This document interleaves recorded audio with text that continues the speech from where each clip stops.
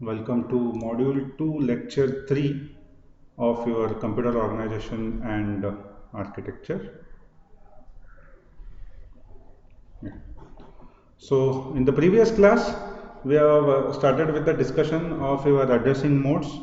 So, I hope so you have viewed the second lecture of Module 2.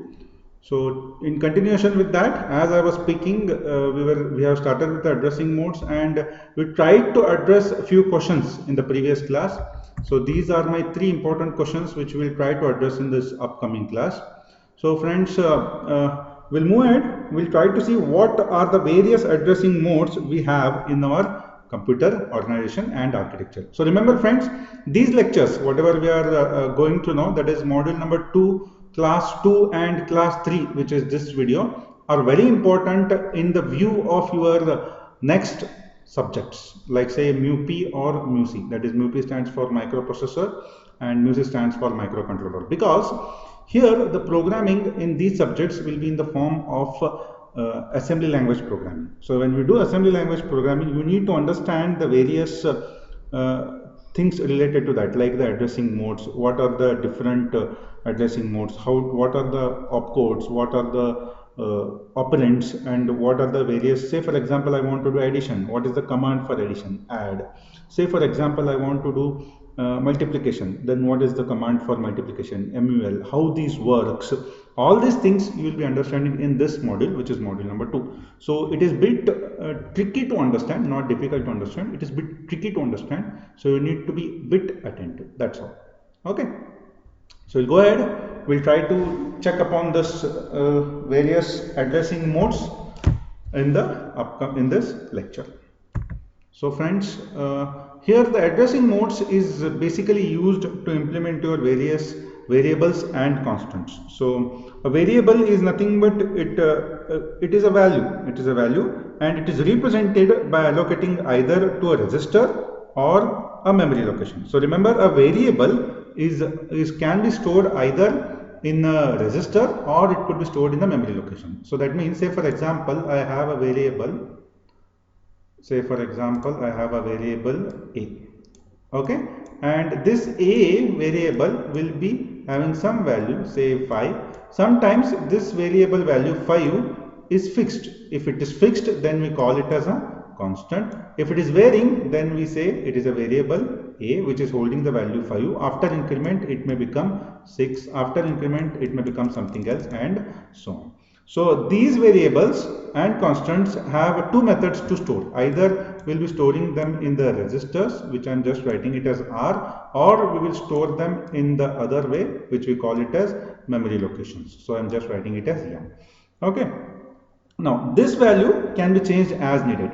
So as I told, this will be changed as we need. So say for example, I don't want this A in between here. Whatever the A I'm writing here, whatever the A I'm writing here, I don't want this A. I directly want to take the value 5. I directly want to take the value of 5. Then what we do is we use a symbol hash. We use the symbol hash to fetch the value directly. Say for example, I want to fetch the value 5, then I will be writing hash of 5. If I write hash of 5, it means that directly I will be getting the value. So based on this, we will be discussing our three important modes of addressings. Okay. So yeah. So the first addressing mode we have is register addressing mode. So I hope you are clear now. The addressing modes could be either based on the register or they are based on the variables. Okay.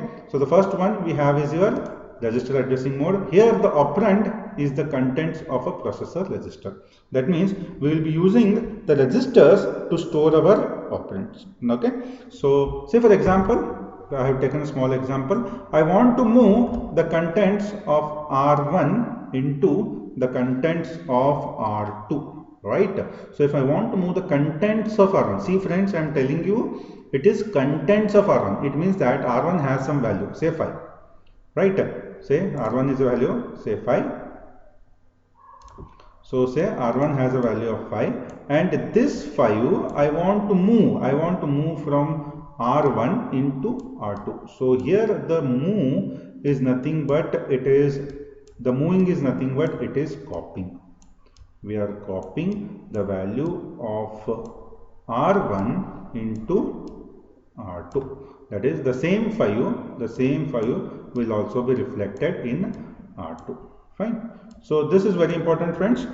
So what we are doing here now, the operands are stored or they are making use of the register. To give you another simple example, say for example I want to add two contents.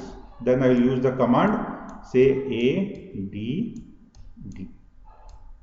Sorry for the unclear writing because I will be using a mouse to write. It is a bit difficult to write using a mouse. Okay.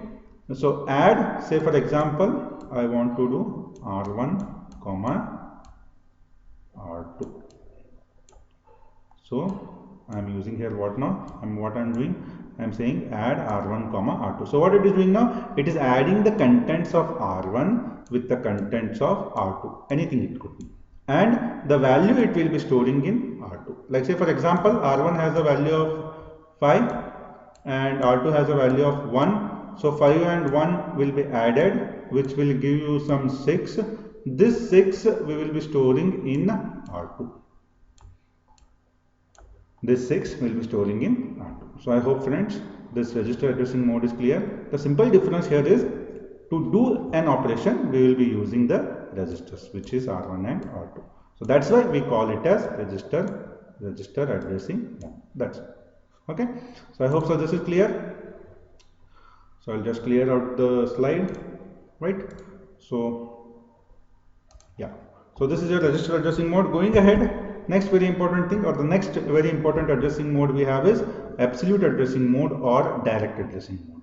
So here the operand is in a memory location, friends. So as I told, here the operand will be the register, here the operand will be in the memory location, and the address of this location is given explicitly in the instruction. That means we define that memory location in the instruction. The meaning of explicit is we'll be defining that memory location in the instruction. If you compare this, there is no memory location defined, but when I speak of direct addressing mode, the memory location will be defined. So friends, to give you an example, it is something like this.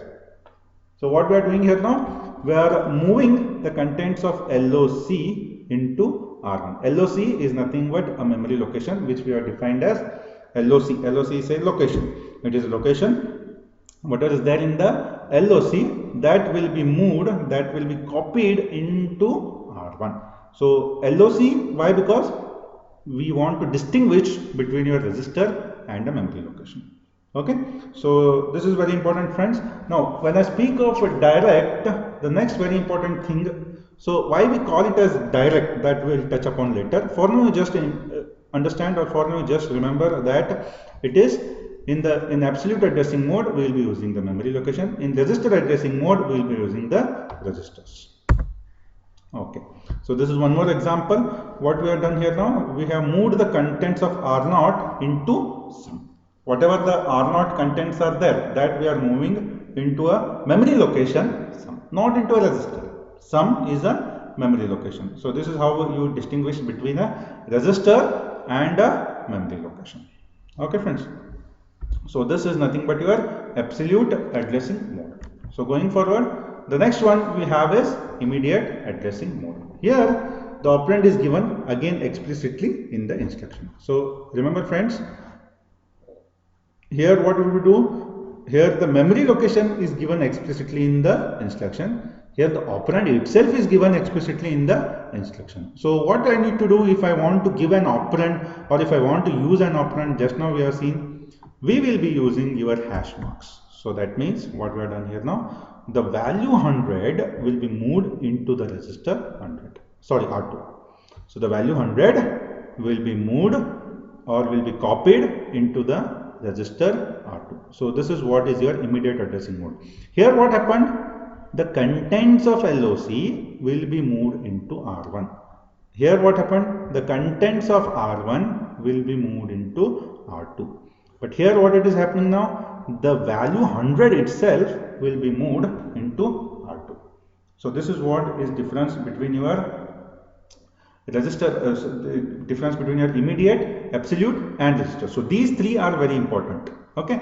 Now whenever I write here a hash sign, whenever I write here, sorry, Yeah. Whenever I write here a hash sign, it means that the number 100 which we have written here, it is a decimal. So remember friends, whenever I write hash, it is decimal. Don't forget this. It is decimal. And whenever I use say some symbol dollar, say I use a symbol dollar and I write 100. So in this case, this number 100 is treated as a hexadecimal number. So this becomes a hex number. So the numbering notations are clear in the first module, I guess. So when I use a hash sign, it becomes a decimal, and when I use a dollar sign, it becomes a hexadecimal. So this is the major difference. So based on that, we can use our numbering. We can use our addressing mode, which is nothing but your immediate addressing mode. Okay. So before moving ahead, these three are my important addressing modes. So don't forget this, friends. These are my important addressing modes which will be helpful. Fine. Now, yeah, still we have time. So the next very important thing we will be seeing is your, we'll move to the next slide. So the next very important thing we have is our, once again, okay. So this is clear, I guess. Your register, absolute and immediate. So the next thing we have is your indirect addressing mode. So the indirect addressing mode will be using one important concept in your indirect addressing mode, which we call it as pointers. Okay, we'll be using the pointers, so that's why we call it as register indirect addressing mode. So again, in indirect addressing mode, we have two things. One is either with the help of the register or with the help of the memory location. So whenever I use a register, we call it as register indirect addressing mode. Whenever we call a whenever we use a memory location, we call it as a memory indirect addressing mode. Now, what is this indirect addressing mode? That is the first question which arises. Later, we'll touch upon this register indirect. First, we'll try to understand what is this indirect addressing mode. Now, to make you understand this, I'll take you a very simple example. Like say for example, say for example, I want a chocolate. Say I want a chocolate. Okay, I want a chocolate, and this chocolate, we will take this as and data. This chocolate, whatever I want, I am taking this an analogy for data. So I will say this is my data, and the person, say I am your processor. I am your processor. Okay. So your processor wants the, not professor, processor. Okay, so your processor wants the data. Now, what could be the various ways of getting this data? Data here is chocolate. Remember, data here is chocolate. The processor here is nothing but your professor. Okay. Now, what could be the different ways? One way is what now? I will directly go and I will take this data, or I will take this chocolate. This becomes your immediate. This becomes your immediate. Okay. Sorry, friends. Yeah, I'll just write I. This becomes your immediate, wherein this data is being directly fetched by the processor. Okay. What is the other option now? What is the other option? The other option is I will say that this data is with Ramesh. That is, this chocolate is with Ramesh, and I want to get it from Ramesh. Then what I will do? I will go first from here. Then I will go to your Ramesh. Say this is my Ramesh canteen. This is my Ramesh canteen R, and from the Ramesh canteen I will be taking the data. This becomes your register mode. What we have done? We have stored the data inside the register. Then the processor will first go to the register, and from the register it will take the data. This is nothing but your register addressing mode, which I will call it as R, or we have also called it as direct addressing mode. Therefore, I am writing here a D. Okay, because writing direct might take some time. I hope this is understandable, friends. You have a Ramesh Anna as well, your favorite people. Okay, then this is register or direct addressing mode. Next thing what I will do, say I am not feeling well, I am unable to go out of my cabin, then I will tell your some instructor or some Vinayana. I will take the example of a Vinayana. Then I will ask your say helper. I will call him as a helper. So I'll ask my helper. What I will do? I'll ask my helper to get me this chocolate. Then what he will do? The helper, first I am telling my helper. So from the processor or from your professor, it has come to a helper. From the helper, it is going to where now? Where he is going? He is going to Ramesh Anna. What Ramesh Anna will do? He will take the candy or the chocolate and he will give it back to your helper. Then the helper will be giving to me. Right?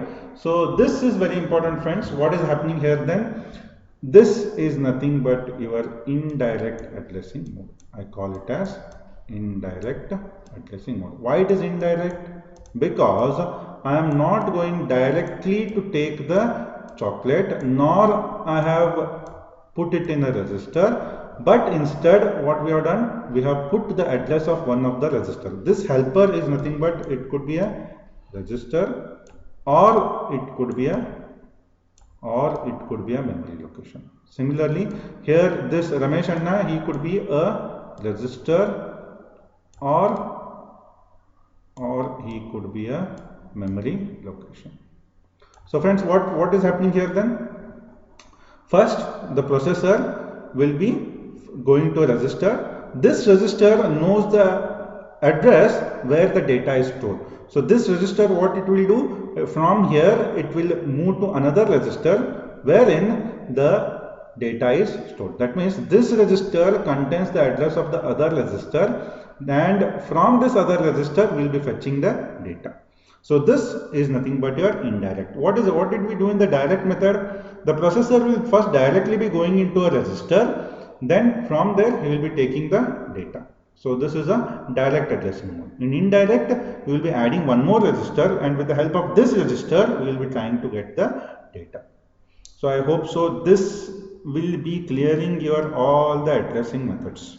Immediate, I stands for nothing but immediate, R stands for nothing but direct, and the next one second, yeah, I stands for nothing but your immediate, R stands for direct, and indirect is nothing but wherein you have two registers. So via two registers, it will be reaching the data. So friends, this is very important. Addressing methods summarized in one simple diagram. So please don't miss this part of the video. Okay. Yeah. So I'll just check out the time. Yeah. So this is pretty interesting, which we will be studying in the next class, class as well. I'll continue the rest of the things in the next class. For now, you just remember this. That is the whole summarization of the addressing modes. In the next class, what we'll do is we'll go ahead and try to check upon the indirect addressing methods. Okay, friends. Thank you for watching. We'll again meet in the next class. If you have any queries at any point of time, you can just message me or WhatsApp me. You have my number.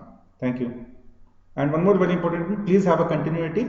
First watch the first video, then come for the second video, and then come for the third video. They are hardly of 15 minutes. So please don't miss out the continuity. Please try to be sequential. Thank you.